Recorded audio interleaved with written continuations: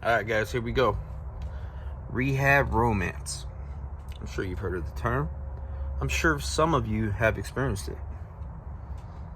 I kind of hope you did, because this one was pretty crazy. Before I get started, just want to thank everybody who's new to this channel. And I just want to give a shout out to Luke G. He was awesome enough to have me on his platform a few days ago. We did a live. It was amazing, man. Like, he's a real good dude, and I just wanted to thank you again, Luke. So 2018, I definitely started 2018 off with a bang. I was in treatment. You know, I had only been in treatment for 27 days. It was a co-ed treatment center. That means there's men and women there.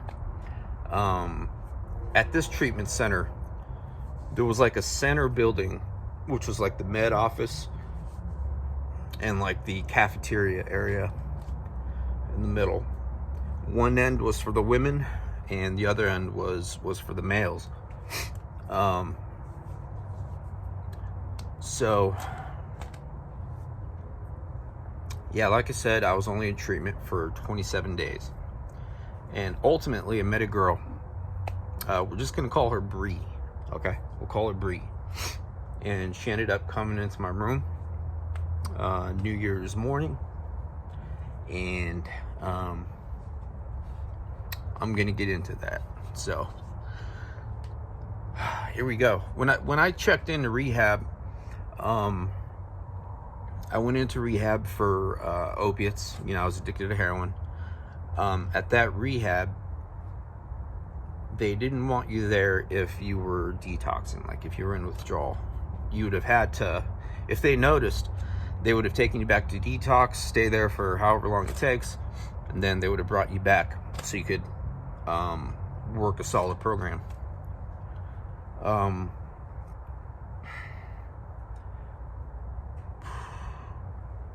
I was pretty much homeless for like a couple days. Nothing too crazy. I went into detox one night. They didn't have any beds at this treatment center, so they discharge you and then you have to check back in for another 24 hours. Anyway, so on the second time, they found me a bed at this treatment center. So I went to rehab. When I checked in, I was still withdrawn. You know, I was still withdrawn, feeling like crap, but I did my best to hide that, you know, from the staff and all that. So I made it a point to do push-ups every day. I was sick. I was detoxing, but I made it a point to discipline myself. And your mind is a lot stronger than you think. You could actually do some pretty crazy stuff if you put your mind to it. You don't even think about it, you just do it. And that's what I did. So I did 100 push-ups every morning while I was there. I stayed there for 4 months. The first month,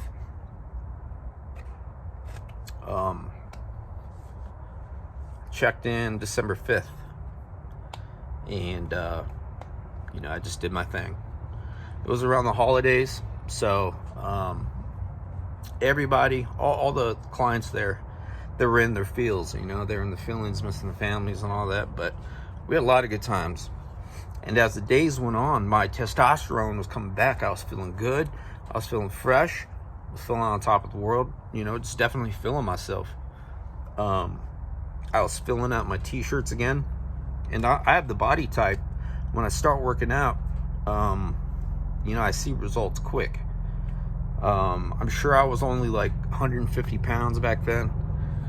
And so I was putting on lean muscle, just eating a lot, eating everything I can, and just working out. So I'm not sure if you guys are familiar with, but the higher the dose of opioids, the greater the risk of low testosterone. So my testosterone was shot, so everything was coming quick, you know. It was real quick. That was my case, at least.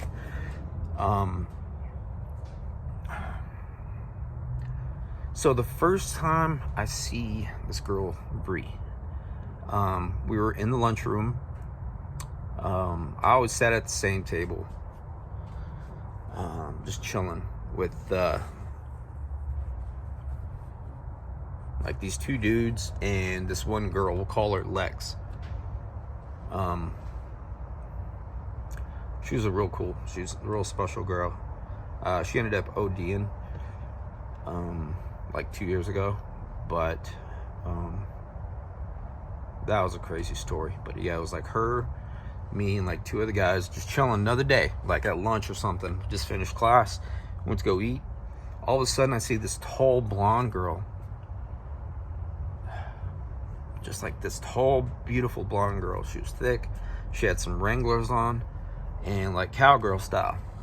You know, for anyone that knows me, I've always dated white girls, and they've always been attracted to me. That's just how it is. I'm Mexican, so that's how it is, man. That's how that was. So she ultimately, you know, got to know each other and all that, like flirting right off the bat. You know, she was charming, she was happy, she was positive, and she as I got to know her, she let me know she liked working with horses. So she was just a real cool girl, and we had some good times. So yeah, dude, flirting right off the rip, eye contact. She's rubbing her leg on mine. Her hormones are off the charts, I imagine. Like, it's crazy, man. It's crazy. She was just real extra with letting me know that she liked me. So, and it was driving me insane, dude. Like, my mind was racing. I just wanted to, you know what I'm trying to say. You know what I mean? It was dope. It was a dope situation.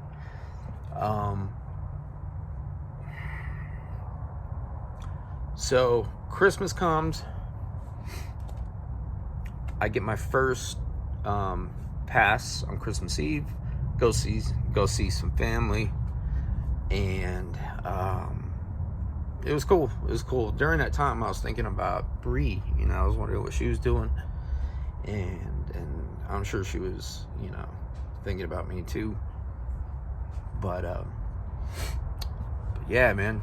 But before I went on the pass, she saw me all dressed up.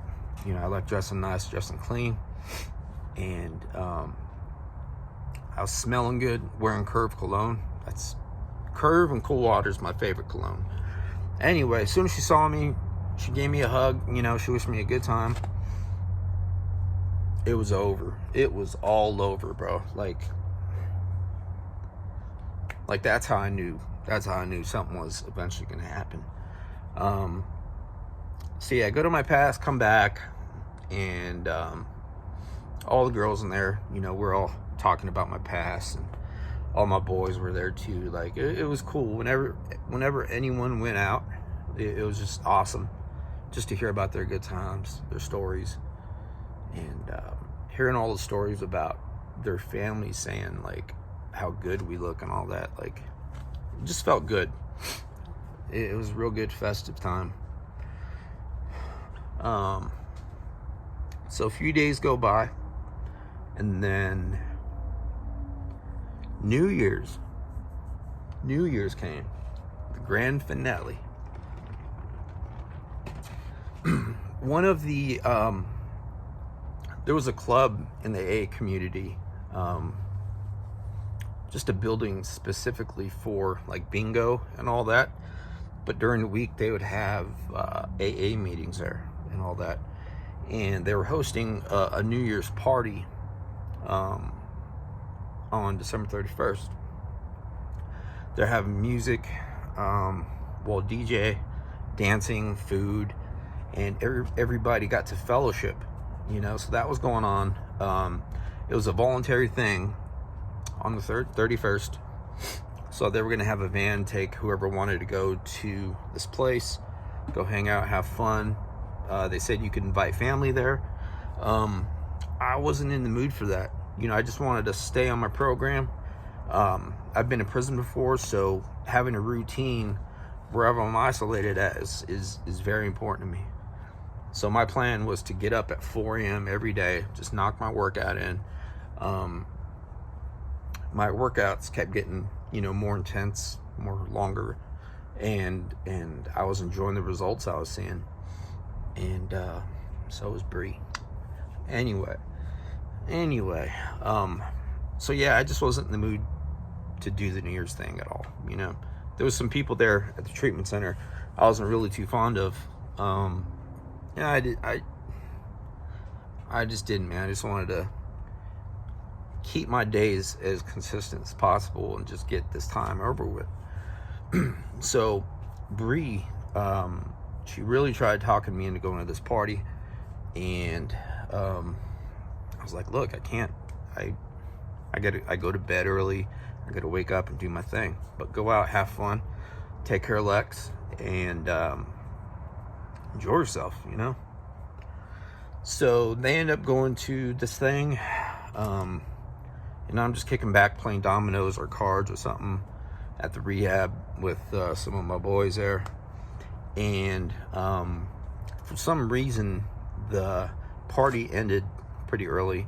So the whole van came back to the treatment center, and we all gathered like in the lunchroom cafeteria area, and just hearing the stories, hearing some crazy stuff that went down there. Some of the girls in the treatment center were going in not some of the girls, one girl from the treatment center went into this dude's car, and they were doing what they do.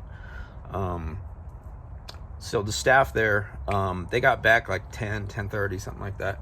So the staff, they brought us some sparkling cider, chips, and cupcakes. Some people were watching movies, and there was music too. So we had our own little party, our own little gathering. And so 12 a.m. came, and you know, we're wrapping up the night, and everyone's giving each other hugs. And as staff was breaking down the party, taking stuff in the back, Bree comes up. She gives me a hug, like a huge tight hug. She kisses me like on the neck, the ear area, and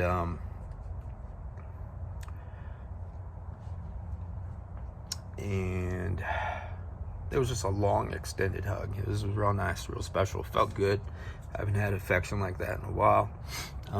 So I ended up getting my first kiss from her. Not my first kiss ever. I mean, come on. But her and I share a first kiss together. And it was at that point I knew I needed that. You know what I mean? I needed that. She needed this. That was going to happen. I don't care. I'll deal with the consequences later, like I spoke on before, prior videos. Somehow, eventually, whether it's in rehab or out, we're going to have to share an evening together. So before we all went down our separate hallways, she like speaks softly to me. She says, "Do you want me to come to your room tonight?" And I look her up and down, and I say real smooth, I say, "You're not about that life." And then like we were holding hands at the time, and then we let go, and she just got real giddy. So we all go to our rooms, and I thought that was that. You know, I go take a shower, just unwind for the night. I stretched, did some yoga, and then I go lay down, and I tell my boy that's across rooms, I'm like, "Look,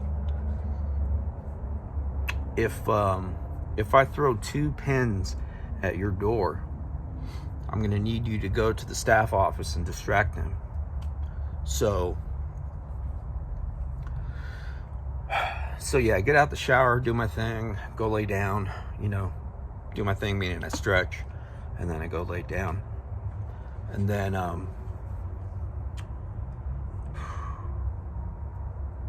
like probably 20-25 minutes after I lay down, I hear a knock at my door. Ooh, shit. Stay tuned for part 2.